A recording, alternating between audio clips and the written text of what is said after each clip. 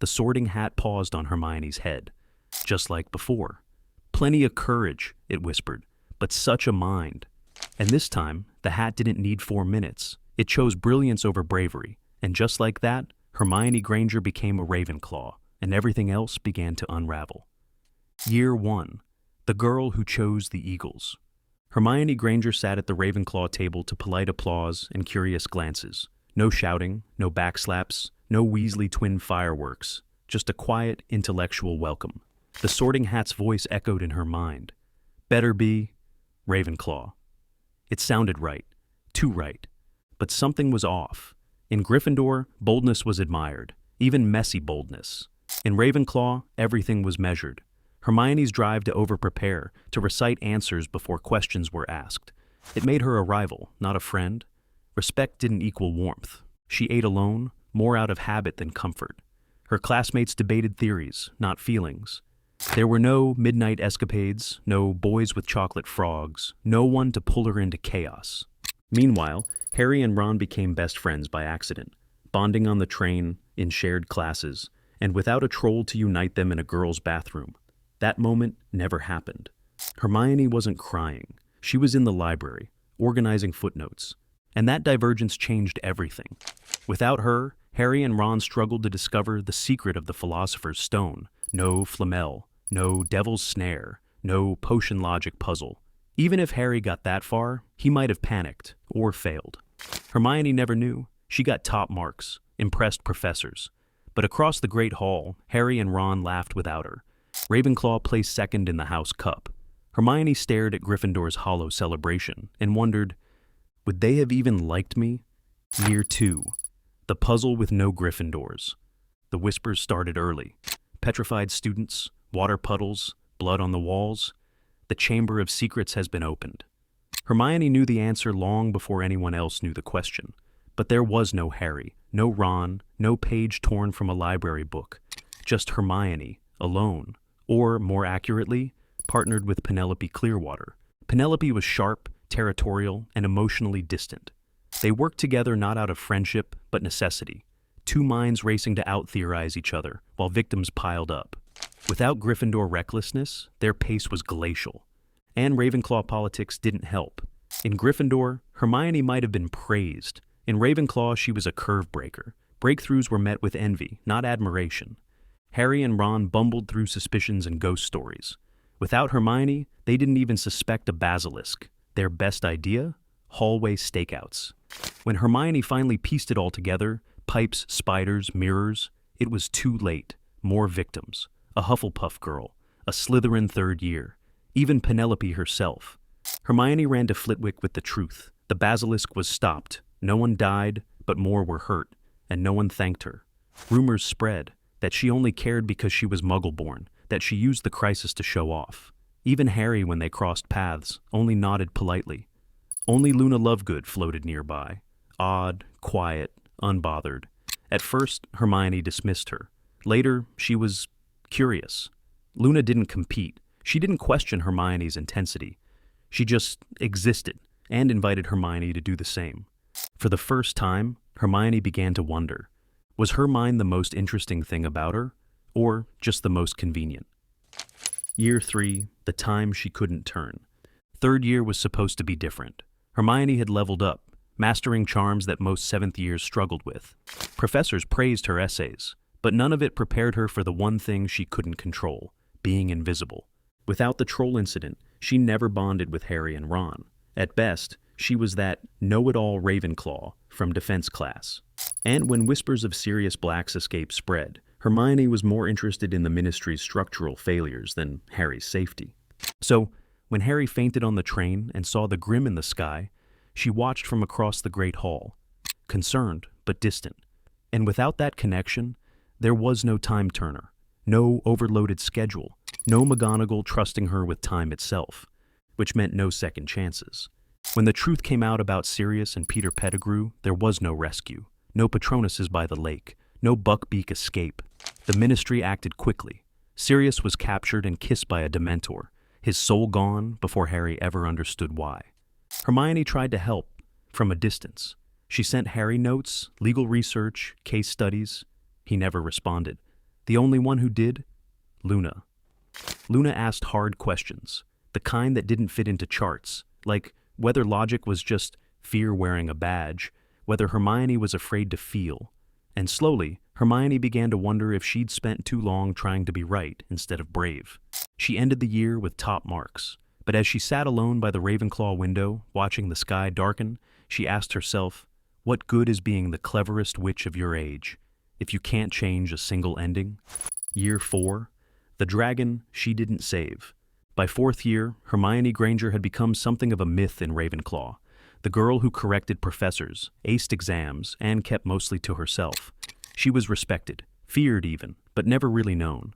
When the Triwizard Tournament was announced, Ravenclaws buzzed with theories and betting charts. Hermione just took notes. When Harry's name came out of the Goblet of Fire, she didn't gasp. She simply said, "He's not old enough." No classroom meetings, no Accio lessons, no whispered encouragement. So, when Harry faced the dragon, he did it alone. No broom, no golden egg, just panic and flame. He barely survived, but came in last. Hermione watched from the stands, silent. Not because she didn't care, but because she wasn't part of his world anymore. That bond had never been built, and that gap, once small, was now permanent. Meanwhile, someone else noticed her. Victor Crumb saw more than just grades. He saw her resolve, her independence. Without Ron's jealousy or tangled trio drama, she accepted his Yule Ball invitation. And for a while, it was nice. She felt visible, not as a brain or competitor, but as a person. But that feeling didn't last, not when Cedric died, not when Harry returned from the graveyard with that look in his eyes. Hermione stood at the edge of the crowd, unsure whether she even had the right to ask if he was okay. They had both survived, but they'd never truly met. And when Victor invited her to Bulgaria for the summer, she hesitated, because for once, running away felt easier than staying in a place where she was everything, except connected. Year 5. The army that trained like a test. By fifth year, Hermione Granger had become a force. Not loud, not flashy, but undeniably powerful. Professors praised her. Students feared being paired with her. Ravenclaws respected her precision and resented her perfection. Her answers came too fast. Her logic was too sharp. She never stumbled, never forgot. And yet, she'd never felt further from the girl she used to want to be. When Harry returned to Hogwarts, older, angrier, fractured by Cedric's death and Voldemort's return, Hermione believed him immediately, quietly, privately. Ravenclaw politics didn't allow more, but behind the scenes, she pushed back against the denial, the ministry's smear campaign, the prophet's lies, the whispers in the halls, and then came the spark, the D.A. This time, there was no 3 broomsticks meeting scribbled on napkins, no Gryffindor giddiness. It began in the Ravenclaw common room, flowcharts, parchment, color-coded dueling rubrics. Hermione led the planning, every spell logged, every meeting timed, every student ranked. It worked, technically, but it didn't inspire. The rebellion felt like revision prep. Discipline replaced fire. There was no laughter, no inside jokes, no heart. Students drifted away, quietly. It wasn't fun, it wasn't family, it was school, again. An Umbridge, she noticed. When she caught Harry using the Room of Requirement, she didn't hesitate. She raised her wand, not just to scare him, but to hurt him. The real curse, the Cruciatus. In the original timeline, Hermione had stopped her. In this one, she wasn't there. Only Luna flinched. Hermione found out later, from Cho, in tears. That night, she cried, not for Harry, not for the failure, but because she finally understood the difference between knowing what's right and being there to do it. After that, she changed. The DA became looser, student-led, messy, real. She asked how people felt, not just how well they performed. And when Luna smiled and said, "That's very un-Hermione of you," she didn't correct her. Even intellect needs a soul. Year 6. The war that found her. Anyway, by 6th year, the war wasn't just on the horizon. It had seeped into Hogwarts itself. Dark marks hovered over the castle. Students whispered in corridors. Some names disappeared from the class lists and never came back. And Hermione? She was still thriving, academically at least. She dominated nearly every subject. Her arithmancy essays were cited in OWL prep guides. Even Professor Slughorn made awkward attempts to poach her into Slytherin's social circles. But As the world darkened, her isolation deepened. She no longer envied Gryffindor. She pitied it. The bravery once admired now looked like a target, especially on Harry. Everyone knew he was marked, even if they didn't say it aloud. And still, Hermione stayed distant. She and Harry shared a few classes. They occasionally exchanged glances. Once, in nonverbal magic class, they locked eyes for half a second. That was it. No words, no history. Without friendship, Harry's descent into frustration and mistrust was uninterrupted. Dumbledore's secrets mounted, Snape's shadow lengthened. Draco became a ghost in the halls, and Hermione stayed behind her books. She did her part. She helped Cho and Luna with defensive spells. She created a magical code for encrypted owl post. She drafted safety guides for students who wanted to resist quietly. But when Ron Weasley nearly died from poison mead, she wasn't in the hospital wing. She wasn't even on the same floor. She heard about it the next day, from a bulletin board notice. Ron had never been her friend in this version of events, just a classmate who once rolled his eyes when she corrected a professor. Still, something about his brush with death stuck in her chest like a frozen breath. When Dumbledore died, Harry stood alone beneath the dark mark. There were no arms to hold him, no voice to tell him he wasn't alone, just silence. Hermione read about it in The Prophet. For the first time, words on a page meant nothing. Logic didn't soothe, knowledge didn't help. She had all the right answers, and none of the right people. That night, in the quiet of the Ravenclaw dormitory, she turned to Luna and whispered, "What if I was meant to be somewhere else?" Luna didn't say anything. She just nodded, like she'd always known. Year 7. The fight without her.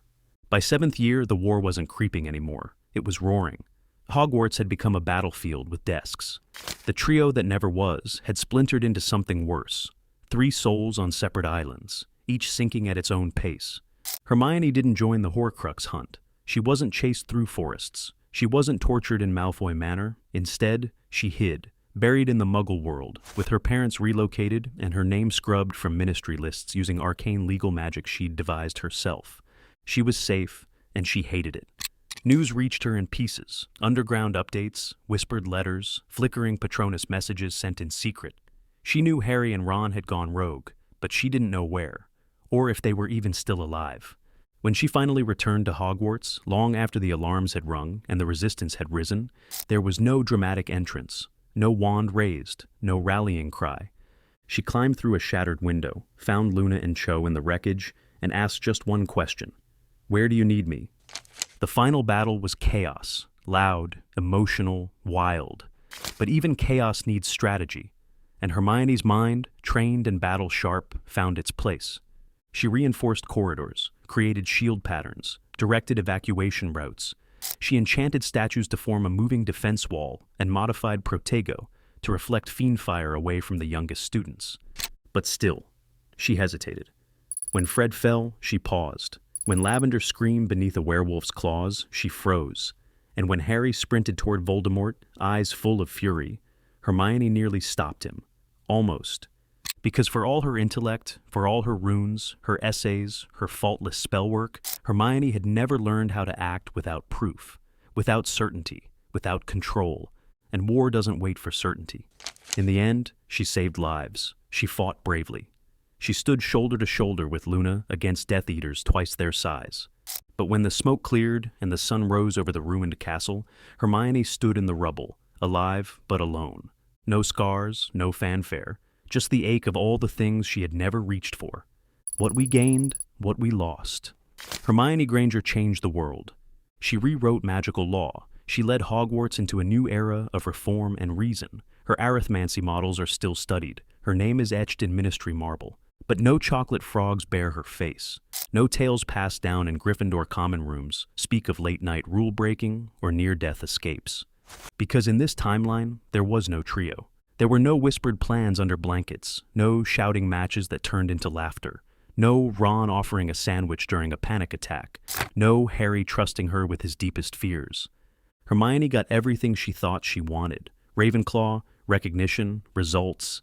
But she missed what she never knew she needed: chaos, connection, the glorious, infuriating mess of love and loyalty. The war still ended. Voldemort still fell. But the victory felt colder, quieter. And Hermione walked away with history's approval, not its affection. But if shifting one house rewrote everything for Hermione, what happens when the heart of the trio, Ron Weasley, is sorted into Hufflepuff? No spotlight, no fame, no brilliant best friend or chosen one to lean on. Just loyalty, humility, and a strength no one thought to look for. Next up, what if Ron Weasley was sorted into Hufflepuff?